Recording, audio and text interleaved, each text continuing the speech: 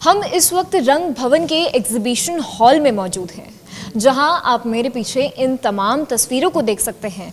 ये तमाम तस्वीरें एक अलग ही कहानी बता रही हैं। तो सीधा चलते हैं उनके पास जिन्होंने इस कहानी को एक कैमरे में कैप्चर किया है।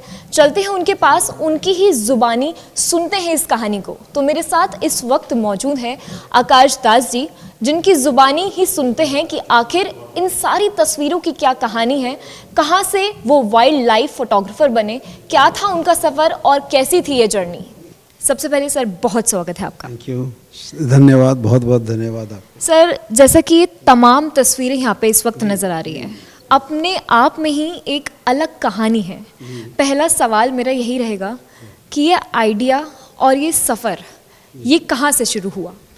ये एक्चुअली वाइल्ड लाइफ फोटोग्राफी मैं काफ़ी दिन से कर रहा हूँ, लेकिन ऐसे वाइल्ड लाइफ करूँगा। आई एम एक्चुअली मैं फ़ैशन फोटोग्राफर हूँ और एडवर्टाइजिंग फ़ोटोग्राफी बहुत की मैंने, लेकिन एक बार चला गया जंगल तो वहाँ पे मैंने कुछ ब्लैक एंड वाइट तस्वीरें ली। मैं अपना रोल्स उस ज़माने में रोल्स होते थे, कैमरा में भरना पड़ता था, उससे करना पड़ता था। तो वो मैं लेके गया, वहाँ पे मैंने शूट किया कुछ 2-3 रोल मैंने एक्सपोज किया। मुझे नहीं पता था, और मेरे पास लेंस भी फैशन के ही लेंस थे, वाइल्ड लाइफ का कोई लेंस नहीं था मेरे पास। तो मैंने उससे किया। तो जब मैंने उनका प्रिंट डेवलप किया, मेरे को मतलब लोग बोलने लगे बहुत अच्छा है। मतलब बहुत पहली दफ़ा ही मैंने बोला अच्छा किया है। तो मेरे को पता नहीं था कि वाइल्ड लाइफ फोटोग्राफी किस तरीके से, क्योंकि तब तक मैंने वाइल्ड लाइफ का जितना भी नेशनल जियोग्राफिक में आज कितने सालों से रखता हूँ अपने पास, हर एक इशू अब तो बंद ही हो रहा है, तो वो उनमें देखता था जर्नलिस्टिक फोटो, डॉक्यूमेंटिंग फोटोग्राफ्स।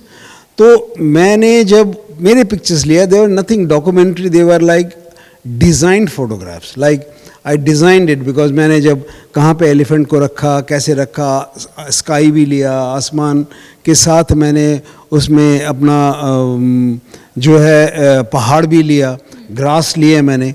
तो वो एक अलग एक किस्म का एक मतलब नया नज़रिया से वो आने लगा। तो उसमें उसको जब किया मैंने, तो बहुत लोगों ने, बहुत वाइल्ड लाइफर ने भी बहुत तारीफ़ की उसकी।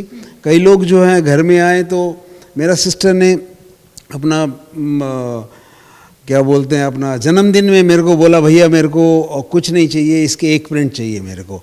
और मैंने 5-6 ही प्रिंट बनाए थे और पहली दफ़ा था। तो जब घर आए लोग, बड़े बड़े लोग थे, उनको मीडिया से भी थे, कुछ वाइल्ड लाइफर थे, कुछ सर्जन्स थे, उनको उन्होंने दिखाया कि मेरा भाई ये करते हैं।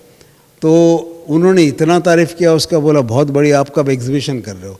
मैंने एग्जीबिशन, मेरे को कैमरा पकड़ना नहीं आता है वाइल्ड लाइफ के हिसाब से, ये तो मैंने कर लिया है। तो तुक से जो भी पिक्चर आ गया सब अच्छा बोल रहे हैं, मुझे पता नहीं अच्छा है या बुरा है, लेकिन वो मेरा एक शुरू हुआ जर्नी।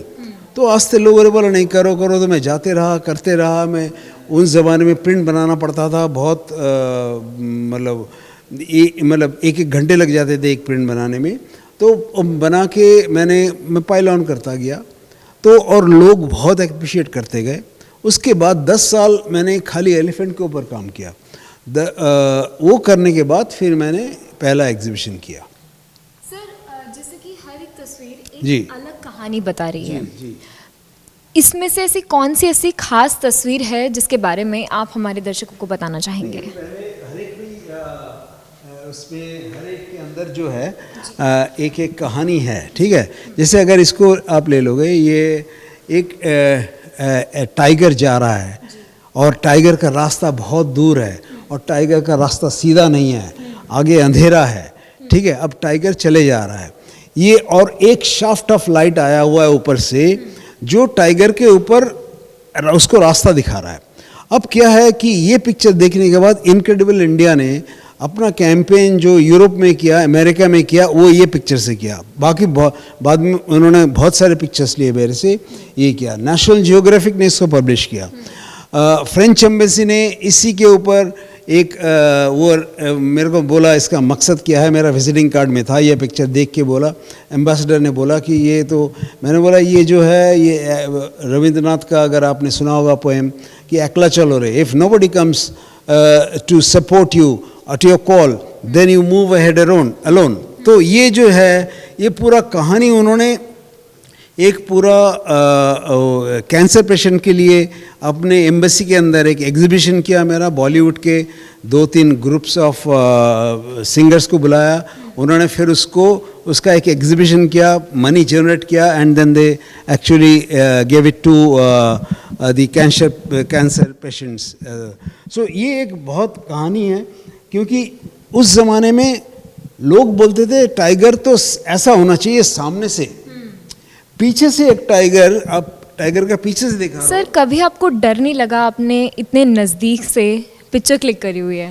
देखिए, जितना नज़दीक जाएंगे हम डर कम होगा, क्योंकि आप उसको आस्ते आस्ते मतलब आप समझ जाते हो। You should not do anything foolish. अगर आप कुछ गड़बड़ करते हो, शोर करते हो, आप अपना लाइट जलाते हो, आप अपना फ्लैश लगाते हो, तो उसमें क्या होता है, ऑल एनिमल्स एक्चुअली वो लोग इससे तंग आ जाते हैं। वो ह्यूमन वॉइस उनको अच्छा नहीं लगता है, उनको लाइट्स अच्छे नहीं लगते हैं, क्योंकि they are natural animals, they are in the what you call in the जंगल।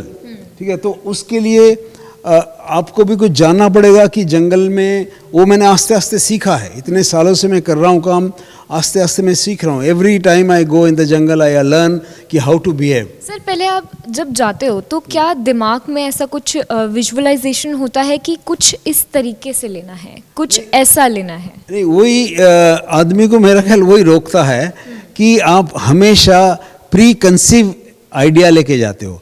मैं कभी भी प्री कंसीव्ड आइडिया नहीं लेके जाता हूँ।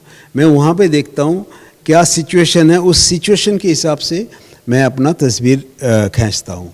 लेकिन मेरा ये रहता है, जैसे मैं कोई डॉक्यूमेंट्री फोटोग्राफर नहीं हूँ, मैं कोई जर्नलिस्टिक फोटोग्राफर नहीं हूँ, मैं कोई टीआरपी बढ़ाने वाला मतलब फेसबुक वाला फोटोग्राफर नहीं हूँ, ना मैं रील्स बनाता हूँ। मैं फोटोग्राफी करता हूँ अपने लिए, ठीक है। और मेरा फोटोग्राफ मेरे को जो है, मैं तब उसको स्वीकार करता हूँ कि ये थोड़ा सा अच्छा फोटोग्राफ है जब मैं उसको पूरा ब्लो अप ना कर दूँ। आप देख रहे हैं इतने बड़े बड़े पिक्चर्स हैं, ये जब तक मैंने ब्लो अप नहीं कर दिया तब तक मैं उसको नहीं मानता कि वो कितना बढ़िया है, कितना ख़राब है वो। तो ये मैं फ़ोन में देख के डिसाइड नहीं करता हूँ, क्योंकि फ़ोन मेरे लिए ऐसा मतलब it doesn't help me at all. So my pictures are meant to be big, large. That is the way I visualize. मैं visualize ही ऐसे करता हूँ, ये पिक्चर लेने के बाद बड़ा होके ये कैसे लगेगा। तो वो एक मेरा नज़रिया हमेशा रहता है, हमेशा वही चीज़ रहता है कि इसको मैं जब बड़ा करूँगा तो वो कैसे लगेगा। सर आपने इतनी सारी पिक्चर्स यहाँ पे अभी एग्जीबिशन के लिए लगाई है, कोई एक ऐसा आंकड़ा कि अभी तक आपने वाइल्ड लाइफ की कितनी पिक्चर्स को क्लिक किया है? वेल ऐसा वो मेरे को देखना पड़ेगा। देखिए, किया तो बहुत है, लेकिन मैं जैसे काफ़ी मैं सोलो एग्जीबिशंस करता हूँ, तो अगर उसमें मेरे को दिखाना है तो मान लीजिए मैंने 1000 पिक्चर लिए, 500 पिक्चर लिए एक ट्रिप में, उसमें से कोई एक चूज़ करना पड़ता है। एक या दो मैं लेता हूँ, बाकी मैं दिखाता नहीं हूँ, क्योंकि वो मेरे लिए मतलब क्या बोलते हैं, तिजोरी में रहता है वो, मतलब मेरे हार्ड ड्राइव में रहता है वो मैं दिखाता नहीं, ना मैं उसके ऊपर ज़्यादा टाइम लगाता हूँ। तो वो है, मतलब it's very hard actually that way, one has to be one's own critic. अब जब देखता हूँ पिक्चर, आज भी मैं इसको अपने पिक्चर को ही क्रिटिसाइज़ कर सकता हूँ कि और थोड़ा ऐसे करता तो और बढ़िया होता, लेकिन उस टाइम मेरे पास टाइम नहीं था।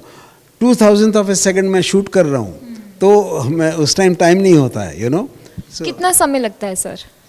देखिए, वो जैसे आप कोई अच्छा जगह पे, मतलब कहीं पे जा रहे हो जहाँ पे आपको लगता है कि कोई जानवर है और आप उसके लिए इंतज़ार कर रहे हो, तो हो सके आपको घंटे भर इंतज़ार करना पड़े, 2 घंटा इंतज़ार कर, हो सके कुछ ना मिले, हो सके आप फिर शाम को जा रहे हो सके ना मिले, सेकेंड डे आप जा रहे हो।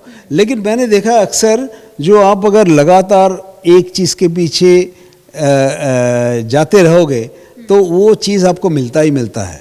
लेकिन जब मिलता है तब आपको रेडी रहना पड़ेगा। तब ये नहीं करते आप कि सो गए या आप कैमरा आपके हाथ में नहीं है तो ये अलर्ट, बहुत ज़्यादा अलर्ट रहना पड़ता है, आपके सेंसेस को खुला रखना पड़ता है, आपको ये देखना पड़ता है कि कहाँ से क्या आवाज़ आ रहा है, कहाँ पे, अगर टाइगर का हम बात करें तो टाइगर है या नहीं, कई दफ़ा कोई भी कॉल नहीं आता है फिर भी टाइगर होता है वहाँ पे, तो वो कैसे पता लगता है, एलिफेंट का कैसे पता लगता है, वो ये सब चीज़ जो है हमें इस सब चीज़ के लिए अपने आप को बहुत ही चुप करके बैठना पड़ता है, हम बात नहीं कर सकते हैं, अगर किसी को कुछ बोलना है तो इशारे में बात करते हैं हम, तो ये सब चीज़ें अगर कोई मेंटेन करे वो चीज़ उसको डेफिनेटली उसका फल मिलता है उसको।